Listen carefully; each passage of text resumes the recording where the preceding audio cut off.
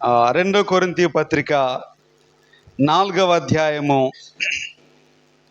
16 నుంచి 18 వచనాలు నేను చదువుతాను. మీరు కూడా మీ బైబిల్లో దయచేసి అందరూ బైబిల్ ఉన్న ప్రతి ఒక్కరు కూడా మీ బైబిల్ని తెరచి వాక్యాన్ని చూడవలసిందిగా మనవి చేస్తున్నాను. రెండో కొరింథీ పత్రిక 4వ అధ్యాయము 16 నుండి 18 వచనాలు. కావున మేము అధైర్యపడము, మా బాహ్య పురుషుడు కృషించుచున్నను, ఆంతర్య పురుషుడు దినదినము నూతన పరచబడుచున్నాడు. మేము దృశ్యమైన వాటిని చూడక అదృశ్యమైన వాటినే నిదానించి చూచుచున్నాము కనుక క్షణమాత్రముండు మా చులకని శ్రమ మా కొరకు అంతకంతకు ఎక్కువగా నిత్యమైన మహిమ భారమును కలుగజేయుచున్నది. ఏలయనగా దృశ్యమైనవి అనిత్యములు, అదృశ్యమైనవి నిత్యం. చదవబడినటువంటి ఈ వాక్య భాగములో నుండి కొన్ని విషయాలు మనం ధ్యానం చేద్దాం. సహజంగా మనందరి జీవితాల్లో కూడా ఏదో ఒక సందర్భములో మనం అధైర్యపడుతూ పడటం కానివ్వండి, లేదా కలవరపడటం కానివ్వండి, లేకపోతే ఆందోళన చెందటం కానివ్వండి, లేకపోతే చింతపడటం కానివ్వండి, ఇటువంటివన్నీ కూడా ఏదో ఒక సందర్భంలో మనందరికీ కూడా జరిగే ఉంటాయి. అసలు నేను ఎప్పుడూ ఆందోళన చెందలేదండి, ఎప్పుడూ కలవరపడలేదు అన్నవారు ఎవరైనా ఉంటారండి? ఎప్పుడు కూడా నేను నిబ్బరముగానే ఉన్నాను, ధైర్యంతోనే ఉన్నాను అనేటటువంటి వారు ఇంచుమించుగా ఎవరు కూడా ఉండరు. అందరూ కూడా ఏదో ఒక సందర్భంలో కలవరపడటం కానివ్వండి, ఇటువంటి సందర్భాలు ఉంటాయి. అందుకే ఇక్కడ పౌలు గారు ఏమన్నారంటే, కావున మేము అధైర్యపడము.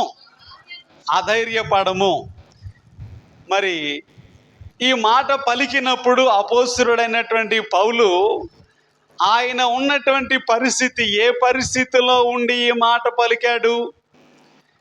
ఆయనకు అన్నీ అనుకూలంగా తాను అనుకున్నట్లుగా జరుగుచున్నప్పుడు పలికిన మాట, లేకపోతే ఆయన ఏ స్థితిలో ఉండి ఈ మాట పలికాడు? నేను అధైర్యపడను, లేదా నాతో ఉన్నటువంటి మేమందరం కూడా అధైర్యపడము, మేము నిబ్బరంగానే ఉంటాము, ధైర్యంగానే ఉంటాము అనే సందర్భాన్ని ఏ సందర్భంలో పలికాడో 2-3 వాక్యాలు మీకు చూపిస్తాను. రెండో కొరింథీ పత్రికలోనే 1వ అధ్యాయము 8వ వచనాన్ని చదువుదాం. 1:8 సహోదరులారా, ఆసియాలో మాకు తటస్థించిన శ్రమను గూర్చి మీకు తెలియకుండుట మాకిష్టము లేదు. అదేదనగా మేము బ్రతుకుదుమను నమ్మకము లేక యుండునట్లుగా మా శక్తికి మించిన అత్యధిక భారము వలన కృంగిపోతిమి. విన్నారండి ఈ మాట? అపోస్తలుడైన పౌలు గారు పలుకుతున్న మాట ఏంటంటే, మాకు ఆసియా ఖండములో మా పరిస్థితి ఎలా ఉన్నదంటే, అసలు మేము బ్రతుకుతాము అనే నమ్మకం మాకు లేకుండా పోయింది కదండి. మా శక్తికి మించిన అత్యధిక భారము వలన మేము కృంగిపోయాము. ఏ భారం అని పిలిచాడండి? మా శక్తికి మించిన అత్యధిక భారము వలన, శక్తికి మించిన భారం అది. ఎవరైనా శక్తి ఉన్నంత వరకు ఓపిక పడతారు, లేదా సహనంతో ఉంటారు కదండి. ఇక్కడ పౌలు గారు వాడిన పదం ఏంటంటే, మా శక్తికి మించినటువంటి అత్యధిక భారము వలన మేము కృంగిపోయాం, మేము నిరుత్సాహంలోకి వెళ్ళిపోయాం. శక్తికి మించిన భారం అది. అంటే ఇక వాళ్ళు భరించేది కాదు, ఇక వాళ్ళు మోయగలిగేది కాదు, ఇక వాళ్ళకి దేవుడే సహాయం చేయాలి. దేవుడు వారికి ఎలా సహాయం చేశాడు? ఆ తర్వాత వచనములో, మరియు మృతులను లేపు దేవుని యందే గాని మా యందే మేము నమ్మిక ఎంచకుండునట్లు మరణమగుదమను నిశ్చయము మా మట్టుకు మాకు కలిగి ఉండెను. ఆయన అట్టి గొప్ప మరణము నుండి మమ్మును తప్పించెను, ఇక ముందుకును తప్పించును. అంటే ఇక మేము బ్రతుకుతాము అనేటటువంటి ఆశ వాళ్ళకి లేకుండా, ఇక తమ శక్తి మీద తమ ప్రయత్నం మీద వాళ్ళు ఏమాత్రం ఆధారపడలే. ఇక కేవలము మృతులను లేపగలిగిన దేవుని అందే మా నమ్మకం, మా నిరీక్షణ, మా విశ్వాసం. మమ్మల్ని బ్రతికిస్తే ఆయనే బ్రతికించాలి, మమ్మల్ని లేవనెత్తితే ఆయనే లేవనెత్తాలి అన్నంతగా అత్యధిక భారము వలన, వారు మోయలేనంత భారము వలన వారు కుంగిపోయారని చెప్పారు.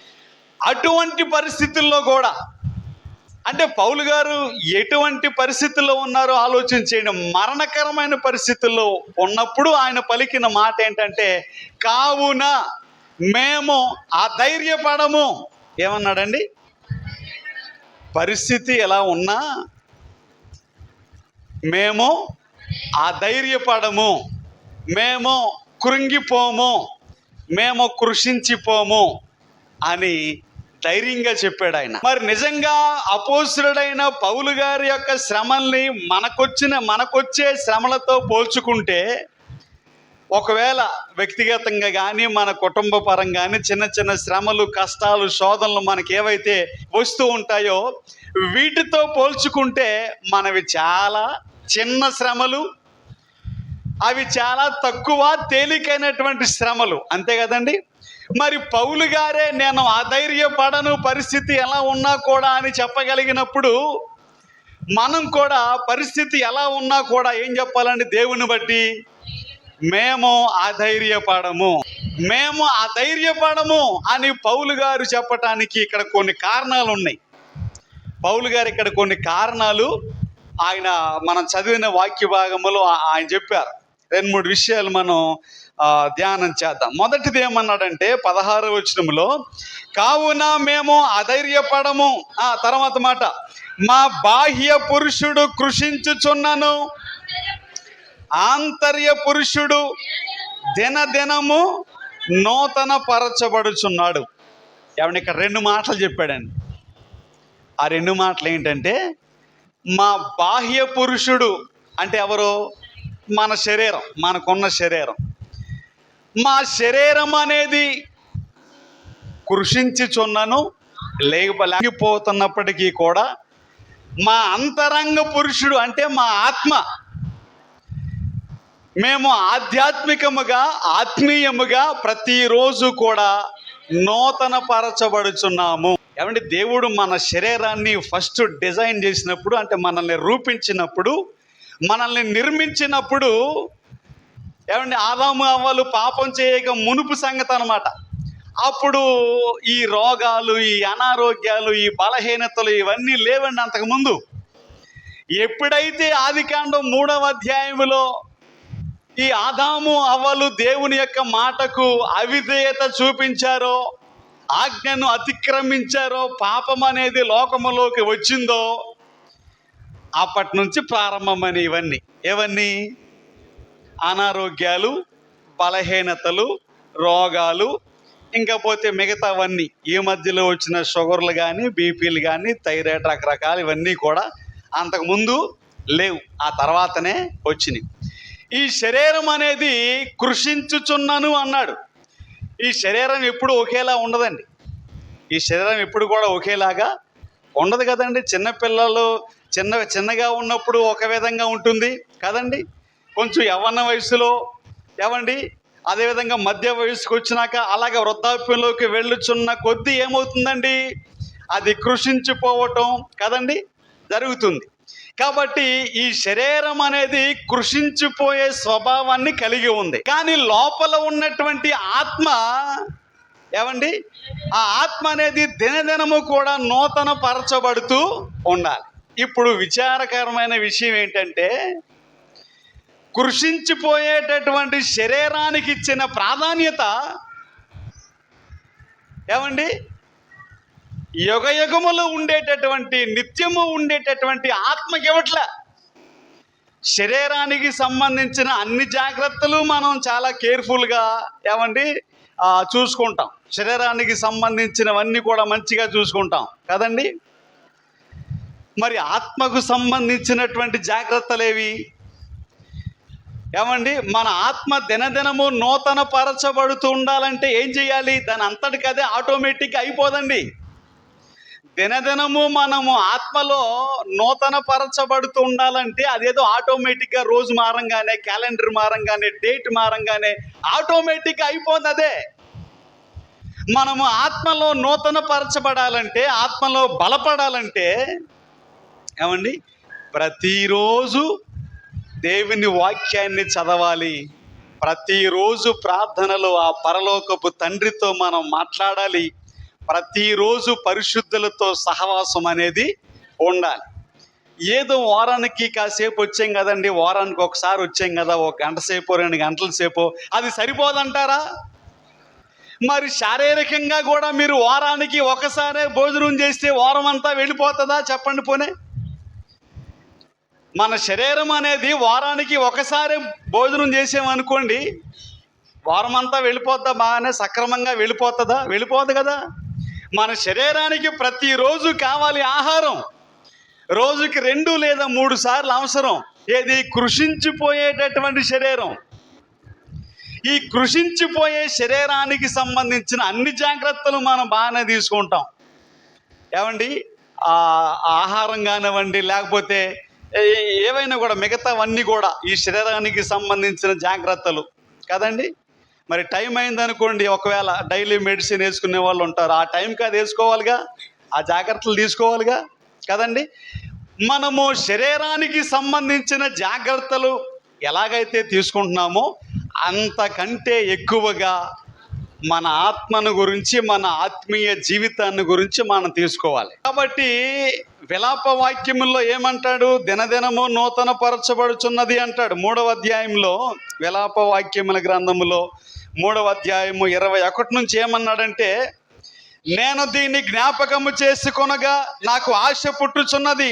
యెహోవా కృపగలవాడు, ఆయన వాత్సల్యత ఎడతెగక నిలుచున్నది గనుక మనము నిర్మూలము కాకున్న వారము, అనుదినము నూతనముగా ఆయనకు వాత్సల్యత పుట్టుచున్నది.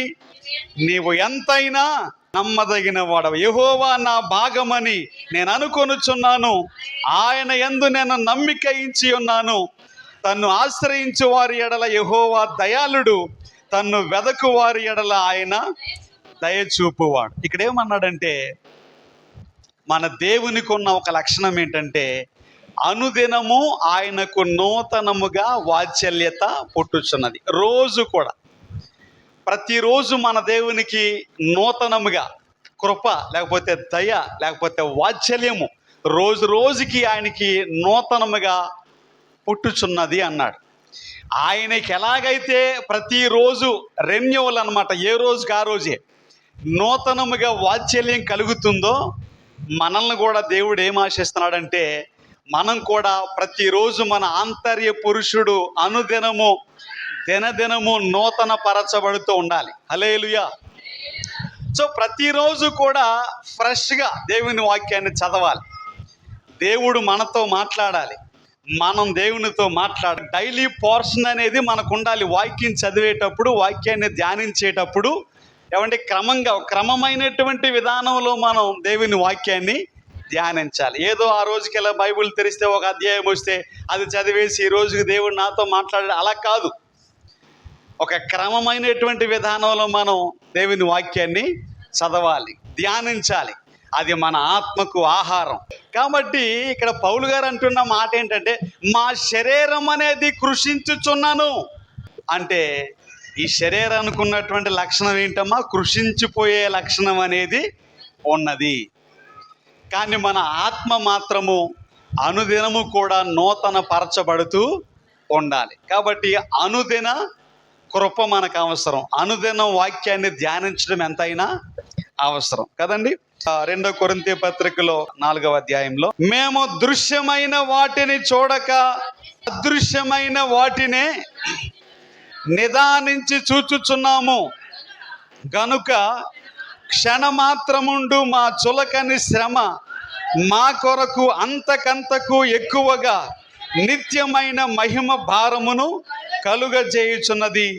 యాలయనగా దృశ్యమైనవి అనిత్యములు, అదృశ్యమైనవి నిత్యములు. ఇక్కడ రెండో మాట ఆయన చెప్పింది ఏంటంటే, మొదటి విషయం ఏంటంటే, మేము శరీరపరంగా ఒకవేళ కృషించిపోతున్నా, ఒకవేళ కృంగిపోయినా, మా ఆంతర్య పురుషుడు మేము ఆధ్యాత్మికముగా అనుదినము కూడా నూతన బలమును పొందుకుంటూ ఉన్నాం, నూతన పరచబడుతున్నాము అని ఒక మాట చెప్పి 17వ వచనములో ఏమన్నారంటే, మేము దృశ్యమైన వాటిని చూడట్లేదు, అదృశ్యమైన వాటిని నిదానించి. ఈ మాటకు అర్థం ఏంటండి? మేము దృశ్యమైన వాటిని చూడటం లేదు, అదృశ్యమైన వాటినే నిదానంగా చూస్తున్నామంటే అర్థం ఏంటి? కంటికి కనిపించే వాటిని మేము చూడట్లేదు, కంటికి కనిపించే వాటిని మేము పట్టించుకోవట్లేదు. అదృశ్యమైన వాటిని అంటే ఏవైతే మన కంటికి కనిపించవో ఆ అదృశ్యమైన వాటి కోసం మేము నిదానంగా కనిపెడుతున్నాం, నిదానంగా వాటి మీద మేము దృష్టి పెట్టామన్నాడు. కంటికి కనిపించేవేవి? అప్పుడు పౌలు ఉన్న పరిస్థితిని బట్టి ఆయనకి కంటికి కనిపించేవి ఏంటంటే ఆయనకున్న శ్రమలు, ఆయనకున్న కష్టాలు, ఆయనకున్న ఇబ్బందులు, అవి కంటికి కనబడుతున్నాయి. మరి కంటికి కనిపించింది ఏంటి? ఏమ్మా, కంటికి కనిపించిందేంటి? ఆ క్రింద వచనాలు అంటాడు, ఆ కంటికి కనిపించనటువంటిది ఏంటంటే నిత్యమైనటువంటి మహిమ అని చెప్పి. పరలోకపు మహిమ అది మన కంటికి ఎవరికి కూడా మనకి అది కనపడదు. అందుకే అంటాడు, ఆ కంటికి కనబడని వాటి మీద అదృశ్యమైన వాటినే మేము నిదానంగా చూస్తున్నాం. ఈ దృశ్యమైన వాటి మీద మేము దృష్టి పెట్టట్లా, వీటిని మేము చూడట్లా, వీటిని మేము పట్టించుకోవట్లా.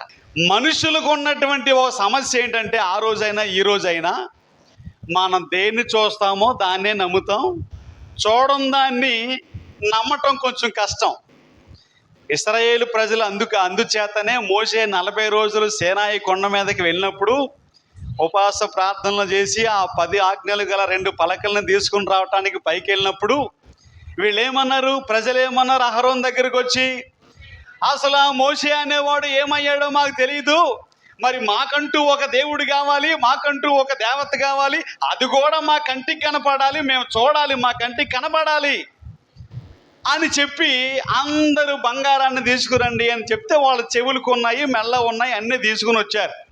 అవన్నీ అగ్నిలో వేస్తేనట అది ఒక బంగారపు దూడగా మారిపోయింది. ఇప్పుడు కంటికి కనిపిస్తుంది. ఇంతకు మునుపేమో దేవుడు ఆత్మ కాబట్టి ఆయన కనిపించలే. ఇప్పుడు నడిపించిన మోషే కూడా పైకి వెళ్ళాడు. వీళ్ళకి దృశ్యమైంది కావాలి, కంటికి కనిపించేది కావాలి. అందుకే బంగారపు దూడను చేసుకుని వారు తినటము, త్రాగటము, గంతులు వేయటము, నాట్యమాడటం, ఇదిగోండి అవి చేయటం మొదలెట్టారు. ఇప్పుడు చేసే పండగలన్నీ అవేనండి. భక్తితో, శ్రద్ధతో, వినయముతో చేసే పండగలు కాదండి. ఏదో ఒక విగ్రహాన్ని, బంగారపు దూడ లాంటి విగ్రహాన్ని ఆ రోజున వాళ్ళు పెట్టుకున్నారు కదా, ఈ రోజున కూడా ఎవరో మనుషులకు నచ్చిన విగ్రహాలను వారు పెట్టుకుని దాన్ని ఒక సాకుగా చూపించి వాళ్ళు తినటము, వాళ్ళు త్రాగటము, వాళ్ళు నాట్యాలు చేయటము, ఇది ఆ రోజే జరిగింది. ఇలా జరుగుతున్నప్పుడు దేవుని కోపము వారి మీద మండెను, రగులు కొనెను. వారికి కంటికి కనిపించే దానికోసం వాళ్ళు చూశారు. అందుకే దేవుడు ఏం చెప్పాడంటే, చూసి నమ్మిన వారి కంటే అన్నారు కదండి. యోహాను సువార్త 20వ అధ్యాయంలో తోమా గారితో చెప్పిన మాట ఏంటి? నువ్వు చూసి నమ్మావు, లేదా చూసిన దాన్ని నమ్మావు, చూడక నమ్మిన వారే ధన్యులు. 2 కొరింథీ పత్రిక 5వ అధ్యాయములో వెలిచూపును బట్టి కాక విశ్వాసము వలననే నడుచుకొనుచున్నాము. వెలుచూపు అంటే ఏంటి? వెలుచూపు అంటే వెలివేయటం కాదండి. We walk by faith not by sight అన్నాడు ఇంగ్లీష్లో. అంటే ఏంటి? మేము చూసిన దాన్ని బట్టి, దృశ్యమైన వాటిని చూసి మేము నడవట్లా, మేము విశ్వాసమును బట్టి నడుస్తున్నాం. అంటే విశ్వాసం అంటేనే అర్థం ఏంటండి? మనకేవి కనిపించట్లేదో, ఏవి మనం దృశ్యముగా కళ్ళతో చూడలేమో వాటిని నమ్మటమే విశ్వాసం అంటే. హెబ్రీ పత్రిక 11:1 ప్రకారం కదండి. కాబట్టి మనం కూడా పౌలు గారు చెప్పినట్టుగా దృశ్యమైన వాటి మీద కాదు, కనిపించే వాటి మీద కాదు మన దృష్టి, మన కంటికి కనిపించనటువంటి ఆ పరలోకపు మహిమ మీద, ఆ పర సంబంధమైన వాటి మీద మనం దృష్టి పెట్టాలి. పౌలు గారు పెట్టారు కదండి. మరి ఆయన ఎన్ని శ్రమల్లో ఉన్నా మనం చదివాం కదా, మా శక్తికి మించిన అత్యధిక భారము వలన మేము కృంగిపోయాం. అంత శక్తికి మించిన భారంలో చేత కృంగిపోయినప్పుడు కూడా ఆయన పలికిన మాట, మేము అధైర్యపడం, మా ఆంతర్య పురుషుడు బలపడుచున్నాడు. మేము దృశ్యమైనటువంటి కంటికి కనిపించే వీటి మీద మేము మనసు పెట్టలా, మేము దృష్టి పెట్టలా. మా కంటికి కనిపించనవి కొన్ని ఉన్నాయి, అవి పరసంబంధమైనవి, వాటి మీద మా దృష్టి. కాబట్టి ఈ రోజున మన దృష్టి కూడా, మనందరం కూడా ప్రార్థన చేయాలి. ఏమనంటే, ఈ దృశ్యమైన వాటి మీద మా చూపు ఉండకుండా, ఈ కనిపించేటటువంటి శ్రమలో, కష్టాలు, ఇబ్బందులు, అవమానాలు, వీటి మీద మా మనసు, మా దృష్టి, మా ధ్యాస ఉండకుండా అదృశ్యమైన వాటి మీద, పర సంబంధమైన వాటి మీద, నిత్యమైన వాటి మీద మా మనసు ఉండేటట్లుగా, మా ధ్యాస ఉండేటట్లుగా, మా దృష్టి ఉండేటట్లుగా మాకు సహాయం చేయి ప్రభువా అని మనం కూడా ప్రార్థన చేయాలి. సందర్భాన్ని నేను మీకు జ్ఞాపకం చేస్తాను. ఏమండి, దృశ్యమైన వాటి మీద దృష్టి పెట్టకుండా అదృశ్యమైన వాటి మీద దృష్టి పెట్టిన ఒక 2-3 వ్యక్తులు మీకు త్వరగా హెబ్రీలకు రాసిన పత్రిక 11వ అధ్యాయము 27వ వచనాన్ని చదువుదాం. విశ్వాసమును బట్టి అతడు అదృశ్యుడైన వానిని, ఇక్కడ మోషేని గురించి రాయబడినటువంటి సందర్భం 27లో, విశ్వాసమును బట్టి అతడు అదృశ్యుడైన వానిని చూచుచున్నట్టు స్థిర బుద్ధి గలవాడై రాజాగ్రహమునకు భయపడక ఐగుప్తును విడిచిపోయెను. అమ్మ గమనించండి, ఇక్కడ మోషేకి దృశ్యమైనది, కంటికి కనిపించేది ఎవరు? అక్కడ ఫరో రాజు ఉన్నాడు, ఫరో కుమార్తె కదండి. కంటికి కనిపించేదే కదా, రాజభవనము, అంతఃపురము, సైన్యము, ఇవన్నీ ఆయన కంటికి కనిపించేవి. వీటన్నిటిని ఆయన చూడలే. నేను ఇక్కడే ఉంటే ఒకవేళ ఐగుప్తు దేశానికి రాజుగారి తర్వాత నేనే రాజుగారిని కదా, ఈ అధికారము, ఐశ్వర్యము, పేరు, ప్రఖ్యాతి ఇవన్నీ నాకే కలుగుతాయి కదా అన్నట్లుగా ఇహలోక పరముగా ఈ లోక సంబంధమైన వాటి మీద మనసు పెట్టకుండా ఎవరిని చూశాడంటమ్మా 27లో? అతడు అదృశ్యుడైన వానిని. చెప్పండి, ఎవరు అదృశ్యుడు? అమ్మ, ఎవరు అదృశ్యుడు? మన దేవునికి ఉన్న ఒక పేరేంటి చెప్పండి? ఇన్విజిబుల్ గాడ్, అంటే అదృశ్య దేవుడైన. అందుకే కొలస్సీ పత్రిక 1వ అధ్యాయంలో అదృశ్య దేవుని సంపూర్ణ స్వరూపమై ఉన్న క్రీస్తు అంటాడు. అదృశ్య దేవుడైన మోషే ఏం చేశాడంటే, అదృశ్య దేవుణ్ణి, కంటికి కనపంచని దేవుణ్ణి చూచుచున్నట్లుగా భావించి స్థిర బుద్ధి కలిగిన వాడై రాజుగారికి కానీ, కుమార్తెకి కానీ, సైన్యాన్ని ఎవరికి భయపడకుండా ఐగుప్తుని విడిచి పారిపోయాడు. ఎంత గొప్ప మాటలండి మోషేని గురించి. మోషే ఐగుప్తు ధనము కంటే క్రీస్తు విషయమైన నింద గొప్ప భాగ్యమని ఎంచుకొని అల్పకాలము పాప భోగము అనుభవించుట కంటే దేవుని ప్రజలతో శ్రమ అనుభవించుట మేలని యోచించి ఫరో కుమార్తె యొక్క కుమారుడని అనిపించుకొనుటకు ఒప్పుకొనలేదు. యాలయనగా అతడు ప్రతిఫలముగా కలగబోవు బహుమానమందు దృష్టి ఉంచెను. ఇప్పుడు చెప్పండి, మోషే గారి దృష్టి ఎక్కడుందమ్మా? మోషే యొక్క దృష్టి ఈ దృశ్యమైన వాటి మీద, కంటికి కనిపించే వాటి మీద, ఈ లోక సంబంధమైన వాటి మీద ఉన్నదా, లేకపోతే పర సంబంధమైన వాటి మీద ఉన్నదా? స్పష్టంగా రాశారు ఇక్కడ కదండి. అతడు ప్రతిఫలముగా కలగబోవు బహుమానమందు దృష్టి ఉంచాడు. ఈ లోకపరంగా వచ్చేటటువంటి సింహాసనం కోసమో, లేకపోతే పదవి కోసమో, అధికారం కోసమో, మరొక దాని కోసం ఆయన ఆశపడలే. క్రీస్తు విషయమైన నిందం గొప్ప భాగ్యం. దేవుని ప్రజలతో ఉండటం, దేవుని పిల్లలతో ఉండటమే నాకు భాగ్యం.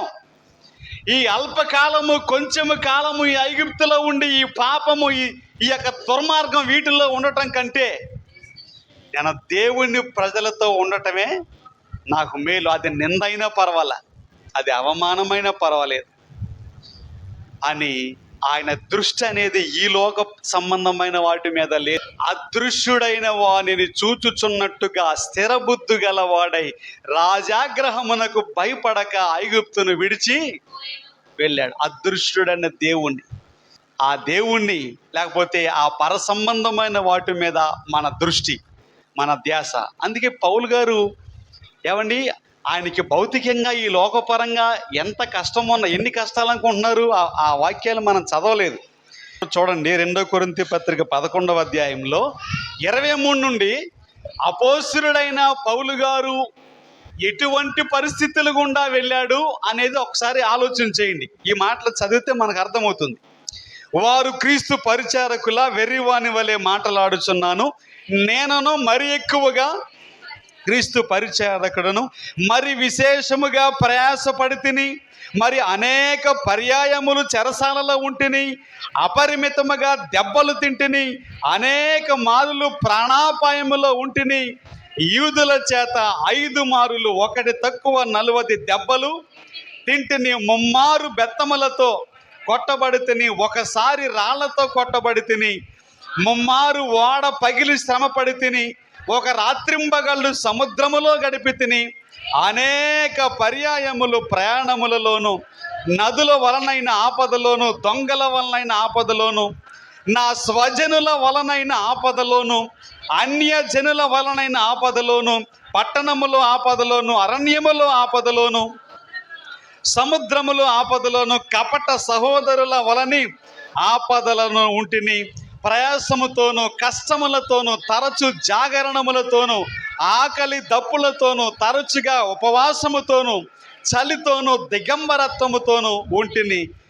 ఇంకనూ చెప్పవలసినవి అనేకములున్నవి. ఎంత లిస్ట్ చెప్పాడండి! ఎన్ని శ్రమల గుండా, ఎన్ని కష్టాల గుండా వెళ్ళాడు. అంత లిస్ట్ చెప్పినా కూడా మరలా ఏమన్నాడంటే, ఇంకనూ చెప్పవలసినవి అనేకములు ఉన్నాయి, చాలా ఉన్నాయి ఇంకా చెప్పాలంటే. అటువంటి పరిస్థితుల గుండా వెళ్ళిన ఓ దైవ సేవకుడు ఏమండి, పరిశుద్ధాత్మ ప్రేరణ చేత మనందరినీ బలపరచటానికి ఇక్కడ రాయించిన మాట ఏంటంటే, కావున మేము అధైర్యపడము. ఒకవేళ భౌతికంగా మా పరిస్థితులు అనుకున్నట్టుగా లేకపోయినా, ఒకవేళ మాకు శ్రమలు అవి ఆరోగ్యపరంగానో లేదంటే ఆర్థిక పరంగానో ఒకవేళ మేము అనుకున్నట్లుగా లేకపోయినా మేము అధైర్యపడము.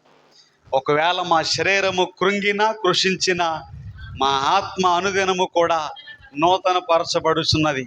మేము దృశ్యమైన వాటిని చూడట్లేదు, అదృశ్యమైన వాటినే చూస్తున్నాం. అదృశ్యమైన వాటిని చూసిన మరొక క్యారెక్టర్ హెబ్రీ పత్రిక 11వ అధ్యాయంలోనే మనం చూస్తే 11వ అధ్యాయము 8 నుండి చదువుతున్నాను. అబ్రహాము పిలువబడినప్పుడు విశ్వాసమును బట్టి ఆ పిలుపునకు లోబడి తాను స్వాస్యముగా పొందనై ఉన్న ప్రదేశమునకు బయలు వెళ్ళెను, మరియు ఎక్కడికి వెళ్ళవలెనో అది ఎరుగక బయలు వెళ్ళెను. విశ్వాసమును బట్టి అతడును అతనితో ఆ వాగ్దానమునకు సమాన వారసులైన ఇస్సాకు, యాకోబు అనువారును గుడారములలో నివసించుచు అన్యుల దేశములో ఉన్నట్టుగా వాగ్దత్త దేశములో పరవాసులైరి.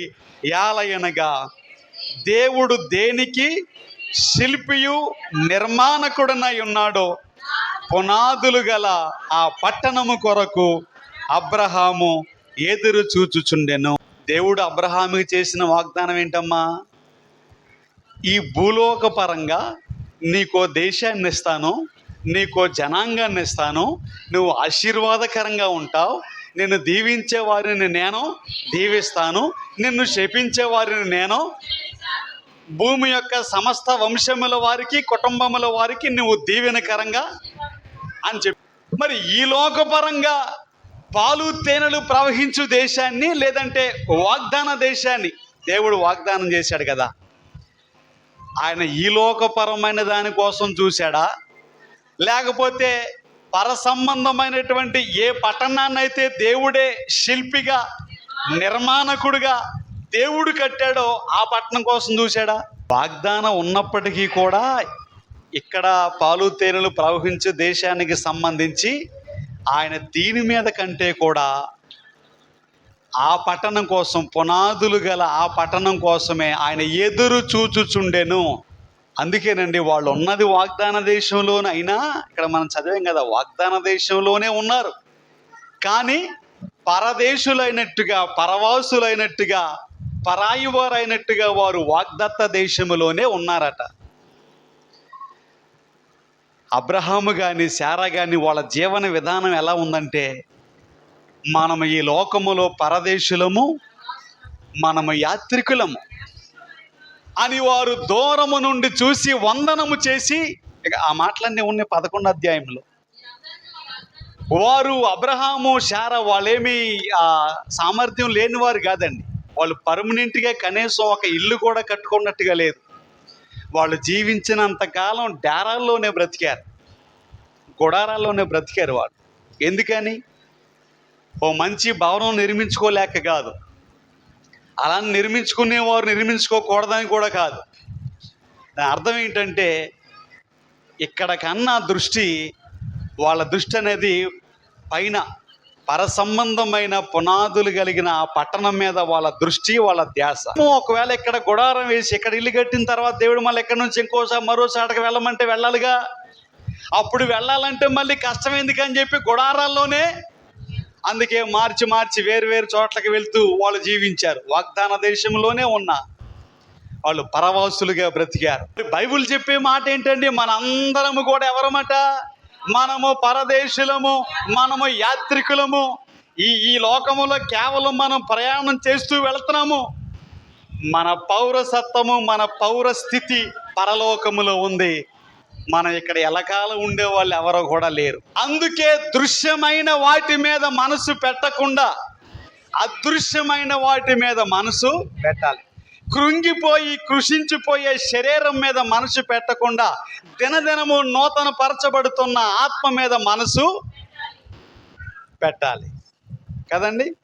మరో వాక్యం ఇక్కడ ఏముందంటే, అపోస్తుల కార్యములో చూస్తే 7వ అధ్యాయంలో 55వ వచనములో, అపోస్తుల కార్యములు, అయితే అతడు పరిశుద్ధాత్మతో నిండుకొనిన వాడై ఆకాశం వైపు తేరి చూచి దేవుని మహిమను, యేసు దేవుని కుడిపార్శ్వమందు నిలిచి ఇండుటైను చూచాడు.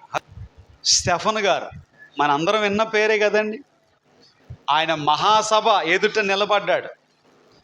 చాలామంది పెద్దలు ఉన్నారు అక్కడ. మహాసభది పరిసయ్యులు ఉన్నారు, శాస్త్రులు ఉన్నారు, పెద్దలు ఉన్నారు. వారందరి ఎదుట నిలబడి ఒక అధ్యాయంలో పాత నిబంధన మొదలుకొని క్రొత్త నిబంధన వరకు ఒక అధ్యాయంలోనే చెప్పేశాడు ఆయన. వాక్యం చెప్తే వారందరూ కూడా ఏమండి పండ్లు కొరికి ఆయన చూసినప్పుడు అంత కోపం వచ్చి, ఎందుకు మాకు వాక్యం చెప్తున్నాడని అలా మాట్లాడుతూ ఉన్నటువంటి వ్యక్తినే రాళ్లతో కొట్టడం ప్రారంభించారు, రాళ్ళు రువ్వటం ప్రారంభించారు. అప్పుడట ఏమండి ఎవరిని చూశాడు? ఇక్కడ ఎవరైతే కొడుతున్నారో వాళ్ళ మీద కానీ, ఆ మహాసభలో ఉన్న అధికారుల మీద కానీ, పెద్దల మీద కానీ, ఇక ఆపేంట్రా చాలే కొట్టొద్దులే అంటారేమో అని మనుషుల వైపు కానీ, ఆశతో మనుషుల వైపు ఆయన చూడాల. ఇక ఆపేయమంటారేమోలే, ఏమన్నా మనుషులు దయదలుస్తారేమోలే అని చెప్పేసి అని వీళ్ళ వైపు ఆయన చూడలే. వాళ్ళ సహాయం కూడా వేడుకోలే. 2 చేతులు పై జోడించి పైకెత్తి నన్ను వదిలేయండి, ఇక నేను చెప్పనులే అని మొరపెట్టలే. విశ్వాసములో వెనుక తిరగలే. ఇక్కడ కొట్టేవాళ్ళు రాళ్లతో కొడతానే ఉన్నారు. అలా కన్నులెత్తి ఆకాశం వైపు చూస్తే ఆకాశము తెరవబడిందట.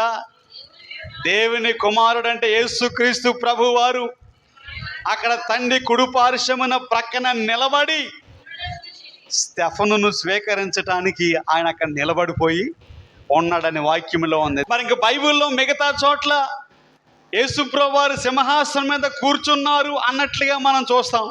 కానీ ఇక్కడ ఒక్కచోట మాత్రము ఆయన సింహాసనం దగ్గర నిలబడ్డాడు.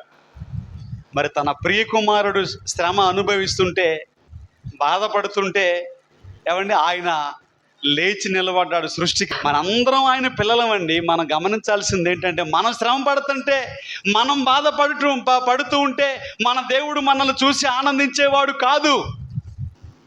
ఆయన మనతో కూడా ఉండేవాడు. మన బాధలో ఆయన కూడా బాధపడతాడు. బాధపడ్డాడు. యేసు కన్నీళ్లు విడిచాను. యోహాను 11:35. ఆయన కన్నీళ్ళు గార్చటం ఏంటండి? ఆయన ఏడవలసినటువంటి కన్నీరు విడవలసినటువంటి పరిస్థితి ఆయనకు ఉందా? ఈ భూమిని ఆకాశాన్ని సర్వాన్ని కలగజేసిన దేవుడు కన్నీరు కార్చాలా?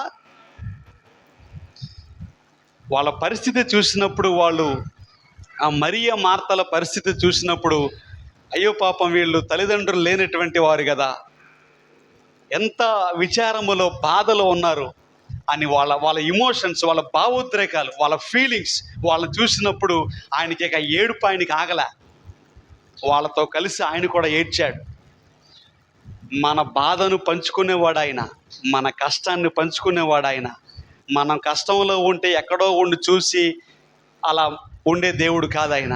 అందుకే కీర్తనల గ్రంథంలో ఒక చోట ఏమంటాడంటే, సాయంకాలమున ఏడుపు వచ్చి రాత్రి అంతయు ఉండినను ఉదయమున సంతోషము. ఒకవేళ ఆ కష్టం అనేదో, ఆ కన్నీరు అనేదో సాయంకాలం వచ్చిందనుకోండి, ఒకవేళ రాత్రంతా బాధపడ్డాను అనుకోండి, ఉదయమున ఏం చేస్తారంటండి? మరలా సంతోషాన్ని కలగజేస్తానని చెప్పి ఆయన మాట ఇచ్చాడు. మన దేవుడు ఒకవేళ మనకి కష్టములు, శోధనలు ఒకవేళ వస్తే ఆయన అలా ఊరకుండే దేవుడు కాదు. లోకములో మీకు శ్రమ కలుగును, ఆయనను మీరు ధైర్యం తెచ్చుకోండి, నేను లోకమును జయించాను అని చెప్పాడు ఆయన. లోకమును జయించినటువంటి దేవుడు మనతో ఉన్నాడు. కాబట్టి ఇక్కడ ఒక మాట నేను మీకు జ్ఞాపకం చేసి నా మాటలు ముగిస్తాను. ఇక్కడ ఏముందంటే, దృశ్యమైనవి అనిత్యములు, అదృశ్యమైనవి నిత్యము. ఆ మాట విన్నారండి? కంటికి కనిపించేవేమో తాత్కాలికమైనవి, అనిత్యములు. కంటికి కనిపించనటువంటివి, అదృశ్యమైనవి, నిత్యము ఎల్లప్పుడూ కూడా ఉండేవి అని ఒక మాట చెప్పాడు. హల్లెలూయా. అంటే ఈ కంటికి కనిపించే శ్రమలు, మనం అనుభవించేటటువంటి శ్రమలు, కష్టాలు, ఇబ్బందులు ఏమైతే ఉన్నాయో ఏమండి, అవి శాశ్వత కాలం ఉండేవి కాదు. అక్కడే ఆ మాటలు అన్నాడు కదా, క్షణమాత్రముండు అన్నాడు. ఎంతసేపు ఉంటాయి అంటమ్మా? క్షణమాత్రముండు అన్నాడు ఒక మాట. రెండో మాట ఏమన్నాడంటే, ఈ చులకని శ్రమ ఎటువంటిది అంటండి? చులకనిది అంటే తేలికైనటువంటిది కదండి, చాలా చిన్నది. మాకొచ్చిన శ్రమ, మాకొచ్చిన కష్టము, మాకొచ్చిన ఇబ్బంది అనేది క్షణమాత్రం ఉండేది. అది తక్కువ కాలమే ఉంటుంది. అది ఏదైనా అది చులకనిది, అది చిన్నది, తేలికైనది అనే మాట అన్నాడు. మరి అప్పుడేమన్నాడు? 1వ అధ్యాయంలో 8వ వచనంలో, మా శక్తికి మించిన అత్యధిక భారం వల్ల మేము కృంగిపోయాం అన్నాడు కదా. మా శక్తికి మించింది అది అనే ఒకసారి అన్నాడు కదండి. మరి ఇక్కడికి వచ్చినాకేమో అదేముంది, చాలా చులకనిది, చాలా తేలికైనది అని అన్నాడు. రెండు రకాలుగా ఎందుకని అనుకుంటున్నారు? అది అనుభవించినప్పుడేమో అది అలా అనిపించింది. ఆ శ్రమలో ఉన్నప్పుడు, ఆ బాధలో ఉన్నప్పుడు, కష్టములో ఉన్నప్పుడు ఇది మేము మోయలేనిది, మా శక్తికి మించింది అని అప్పుడు అనిపించింది ఆయనకి. అది గడిచిపోయినాక, అందులో నుంచి బయటకు వచ్చినాక దాని గురించి ఆలోచన చేస్తే ఈయనకి ఏమనిపించిందంటే, అది చాలా తేలికైంది, అది చాలా చులకనిది, అది క్షణమాత్రం ఉండేది. కాబట్టి మనం అధైర్యపడకూడదు. పౌలు గారు చెప్పిన మాట, కావున మేము అధైర్యపడము. కాబట్టి ఈ రోజున మనం కూడా పౌలు గారు ఏ పరిస్థితుల్లో ఉండి ఈ మాటలు రాశారో పరిశుద్ధాత్మ దేవుని చేత ఒకవేళ మనలో కొందరు ఎవరైనా సరే అటువంటి కష్టాల్లోనూ, ప్రతికూలమైన పరిస్థితుల్లోనూ, అనారోగ్యాల్లోనూ, ఏదో ఇబ్బందుల్లో ఉంటే ప్రభు చెప్పే మాట ఏంటంటే, మీరు అధైర్యపడవద్దు, మీరు అధైర్యపడవద్దు. ఒకవేళ మన బాహ్య పురుషుడు, మన శరీరం అనేది క్షీణించినా, కృషించినా, మన ఆత్మ మాత్రము అనుదినము కూడా నూతన పరచబడుతూ ఉండాలి. ఈ దృశ్యమైనటువంటి కంటికి కనిపించే వాటి మీద మన దృష్టి ఉండకుండా మన నేత్రములు, చెప్పండి ఎవరైపు ఉండాలి? మన విశ్వాసమునకు కర్తయు దానిని కొనసాగించు వాడునైన యేసు వైపు చూచుచు మీ విశ్వాసపు పరుగు పందెములో ముందుకు పరిగెట్టాలి. మనం చూడవలసింది ఈ శ్రమల్ని కాదు, కష్టాన్ని కాదు, ఇబ్బందులు కాదు, నిందల్ని కాదు. యేసు వైపు చూచుచు మన ఎదుట ఉంచబడిన పందెములో ఓపికతో పరిగెత్తిదాం. ఆయన వైపు చూడాలి. ఆయన ఎన్ని కష్టాలు పడ్డాడో, ఎంత వేదన చెందాడో, ఎలా ప్రాణం పెట్టాడో అవన్నీ మనకు తెలుసు. ఆయన మనకు మాదిరి. యేసు వైపు చూచుచు మనం ముందుకు సాగాలి. కాబట్టి మనం ఈ లోకపరమైనటువంటి, తాత్కాలికమైనటువంటి వాటి మీద మనం దృష్టి కాకుండా, మన మనసు పెట్టకుండా, మనం పైనున్న వాటి మీద, మీరు క్రీస్తుతో కూడా లేపబడిన వారైతే పైనున్న వాటిని వెతకండి, పైనున్న వాటి మీద మీరు మనసు పెట్టండి అని చెప్పారు. మనం ఈ లోకములో పరదేశులము, యాత్రికులం కనుక ఇక్కడ మరి శాశ్వత కాలం ఉండేవారు ఎవరో కూడా లేరు. కాబట్టి మన దృష్టి పర సంబంధమైన వాటి మీద పెడదాం. మోషే ఎలా పెట్టాడు, అబ్రహాము పునాదులు గల పట్టణము కోసం ఎలా ఎదురు చూశాడు, స్టెఫను ఆ పరలోకపు మహిమను ఎలా చూశాడు, అలా మన దృష్టి పై సంబంధమైనదిగా ఉండాలి, పర సంబంధమైనదిగా ఉండాలి. ఈ భూ సంబంధమైన వాటిని దేవునికి విడిచిపెట్టేస్తే ఆయనే చూసుకుంటాడు. రేపటిని గూర్చి మీరు చింతించవద్దు, రేపటిని గూర్చి ఆ దినమే చింతిస్తుంది. ఏ నాటి కీడు ఆ నాటికి చాలును. ఏ రోజుది ఆ రోజుకు చాలట. మరి రేపటి దాన్ని తెచ్చి ఈ రోజు ఎందుకు మొయ్యటం? భవిష్యత్తు అంతటిని తీసుకొచ్చి ఈ రోజు మొయ్యటం ఎందుకండి? ఏ నాటిది ఆ నాటికి చాలా అన్నాడు. కాబట్టి మనం ఈ చింతలు, ఈ బాధలు ఏమైనా ఉంటే ప్రభు మీద వేస్తే ఆయన మన కొరకు చింతించుచున్నాడు కనుక మన చింత యావత్తు ఆయన మీదే మనం వెయ్యాలి. అందుకే అపోస్తలుడైన పౌలు గారు పరిస్థితి ఎలా ఉన్నా సరే, మేము అధైర్యపడము, మేము కృంగిపోము, మేము ధైర్యంగా ఉంటామని చెప్పాడు, నిబ్బరంగా ఉంటామని చెప్పాడు. అంతటి అపోస్తలుడు దేవుడు ఆయన్ని బలపరిచాడండి. ఎన్నో సంఘాలు కట్టాడు, కొన్ని వేల మందిని ప్రభు దగ్గర నడిపించాడు. ఆయన్ని వాడుకున్నాడు. తన కృపను చూపి చాలిన కృప పౌలు గారికి దేవుడు ఇచ్చాడు. మనకి కూడా మన పరిస్థితులను బట్టి మనకు చాలినటువంటి కృప ఆయన మనకు అనుగ్రహిస్తాడు. పౌలు గారు చెప్పినట్టుగా, నేను ఎప్పుడు బలహీనుడనో అప్పుడే బలవంతుడను, ఆయన కృప నన్ను బలపరుస్తుంది అంటాడు. కాబట్టి మనం మన బలహీన సందర్భాల్లో మనం శక్తిహీనంగా ఉంటే బలపరిచే దేవుడు మనకి ఉన్నాడు. జ్ఞాపకం ఉంచుకోవాలి.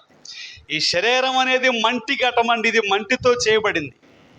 దీనికి బలం కావాలంటే, శక్తి కావాలంటే పైనుండి రావాలి, పైనుండి సహాయం కావాలి. దాని అంతటికి అదే రాదు. కాబట్టి పైనుండి సహాయం కోసం మనం చూద్దాం. మన దృష్టి, మన ధ్యాస, మన మనస్సు ప్రభు మీద పెడదాం. ఆయన మనకు సహాయం చేసే దేవుడు, నడిపించేవాడు. దేవుడి మాటలు మనందరి వెనుకల్లో దీవించును గాక.